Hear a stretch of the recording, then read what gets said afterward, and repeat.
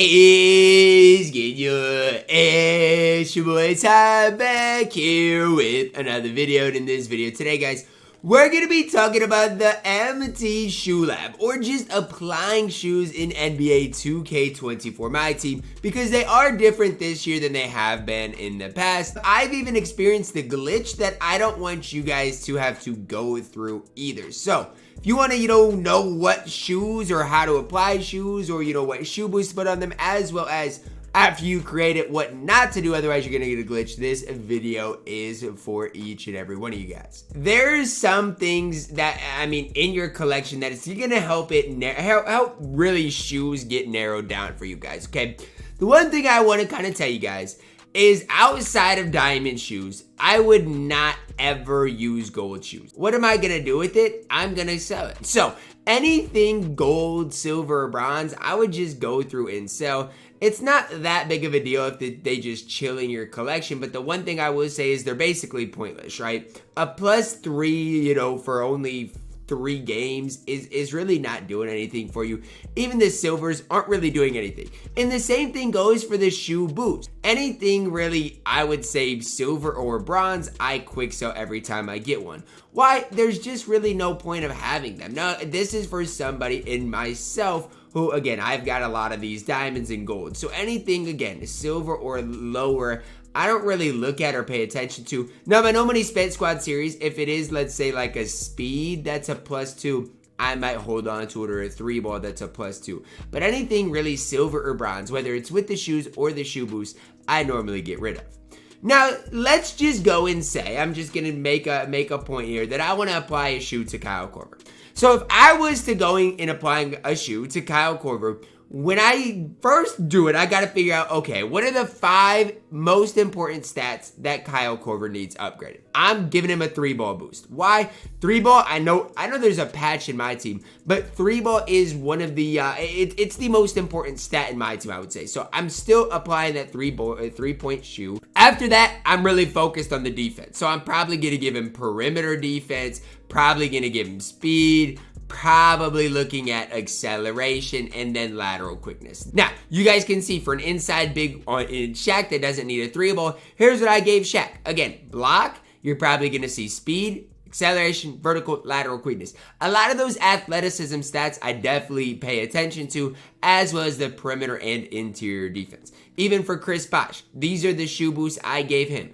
3-ball, as well as perimeter, interior, speed, and acceleration. You guys can see for Kyrie Irving, Brandon Roy, what shoe boosts I gave them, just to give you guys a better idea of what to really focus on. Again, 3-ball, perimeter, you're going to see speed, ball, acceleration, lateral quickness. Brandon Roy, 3-ball, again, steal, perimeter, speed, as well as lateral quickness. So those are just the important stats to look at. Whether you are applying it to a good shooting guard, whether you're applying it to a big man, those are the one things I would look at doing. Now, so let's say for Kyle Korver, I had those that I wanted to do. Now, I have a bunch of these diamond shoes. Literally so many diamond shoes. A lot of these I do think came from collector level maybe, or maybe they came from the token market. I'm not exactly sure. So if I'm going in and trying to find a shoe that works for Kyle Korver, again, most of his are Nikes anyways, I'm seeing which of these has at least a couple shoe boosts that I'm not going to have to change, okay? So that's the one thing that I'm really looking at.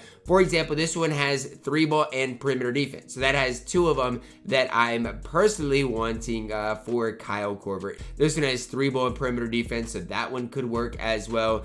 You just got to find one that works for what you're looking for in Kyle Korver. I don't really care about the color of the shoe. I know a lot of people like Grinches. For me, I don't really care about that too much. The pointless ones, layup, offensive consistency, post fade, that I'm going to swap out, I would never need. I'd give him lateral quickness. I would give him, obviously, so you're looking at lateral quickness, then you're looking at acceleration, and then the last one is you're looking at speed here. Now, I'm not going to waste this shoe on this, but this would be an ideal type of shoe for Kyle Korver, or really like any honestly guard type of player. This is about the perfect shoe you can come up with. Pretend this is the diamond shoe. You're going to hold X, okay, to build the shoe. I do believe, or maybe I might have to swap something. So I'll just do hands, and then you're gonna hold X to build the shoe. Now, after you do build the shoe, when it asks, do you want to apply this shoe, you always click no. So basically, let's say I built this shoe for Kyle Korver, okay? Let's say this first one is his shoe. If I hold X, it's gonna give him a random shoe of the same one. So let's say I have, what, 10 of these red Nike ones. It's going to give him a random one of those 10 ones. So it's probably gonna apply the incorrect one. So I can't emphasize how important it is. Right after the MT Shoe Lab, after you customize it, if it says, do you want to apply this shoe, you say no. Here's how you apply it. You just go in here to shoes. Obviously, you go into the, the Adidas one, then you scroll back to this hands one, and then you apply it like that. Hold it to confirm, and that is going to be the right way to do it.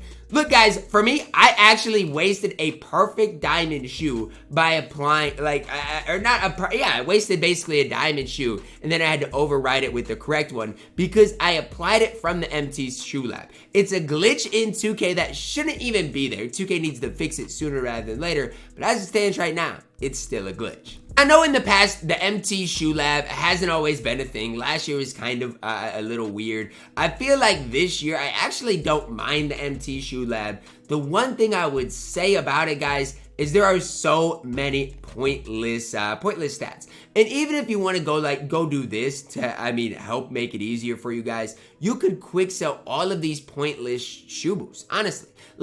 That's what I personally would do. I would quick sell all of the pointless ones. Now, a lot of times people like to apply shoe boost to adjust takeover. I'm not really that in depth, but for me, even defensive consistency, pass perception, I'm never gonna ever use these things. So if you don't want to even have them show up for you guys to even apply, just quick sell all of these, guys. And you guys honestly can make some decent MT by doing it, and that's something I'm personally gonna do. Athleticism, basically all of these are going to be useful, so I'd keep gold and up. As far as rebounding, I'd keep those. Defensively, keep most of those. Passing wise, passing IQ, that one's gotta go. Passing accuracy, that can help. Ball handle, that can help. Passing IQ is just not a stat that I am ever probably going to use. So I can, get rid of that one as well. And even when it comes to shooting, most of these I'm never gonna use.